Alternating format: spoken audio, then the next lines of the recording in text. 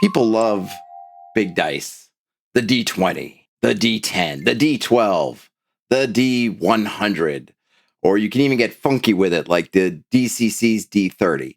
But really, I find there's a lot of beauty and utility in the humble D6. The D6 has been used, at least in some way, throughout the history of D&D and thus throughout the history of role-play games. Famously, the X and 6 system, in which chances of something will be given on 1, 2, 3, 4, 5, whatever in 6. So you'd roll the die, and if you got a 1, then it happened. The 1 in 6 chance happened. If you rolled a 2, that might trigger a 2 in 6. Otherwise, it wouldn't. Nothing would happen. There's a lot of stuff you can do with the D6. What I like about it is just contained in this 6-sider are the potentials for manipulating your probabilities in ways that I find very easy to manage and remember. Yes, you can do these things on a D20, and you can even make finer modifications and more granularity in the results.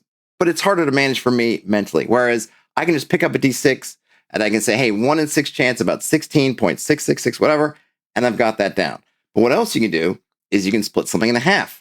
Even odd would work. That would work with any kind of die type. But also if you want to do 1 to 3, yes. 4 to 6, no. Got a nice split. You can do thirds. 1 to 2, 3 to 4, 5 to 6. You can do something which I like, which is you can have 3 levels. One that's half, 1 to 3.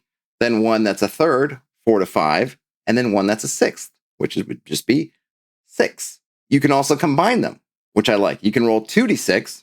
And rolling 2d6, you can get the pyramid type of distribution. If you want to just add the 2 dice together, you can have 36 possibilities. If you want to roll the D66 style, where you roll one of the 6s as your 10s die and the other 6 as your 1s die. So you get 1, 1, 1, 2, 1, 3, 11, 12, 13, 14, 15, 16, and then 21, 22, all the way up to 65, 66.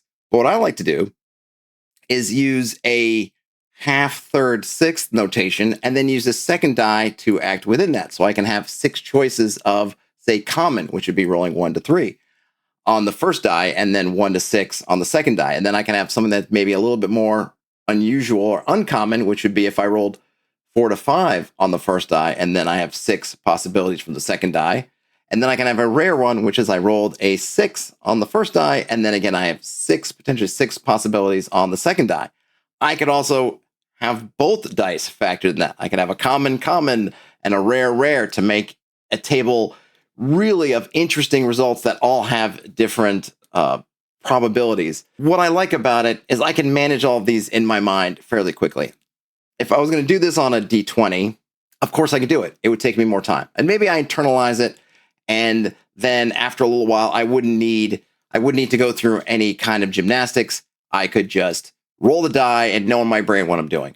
But I found that with the D6, it gives me enough probabilities, enough possibilities that are manageable. I just need a couple of 6s, and I'm ready to go. It's a great die. It is a fundamental die. It is a die that everyone has. If they have any kind of board games at all in their collection, they're going to have some 6-sided dice. You can do some wonderful things with the 6-sided dice. Next time you're looking for a die, you say, I need a die. What would be the die for this job?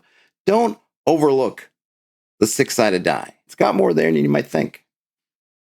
Game on, everybody. Talk to you later.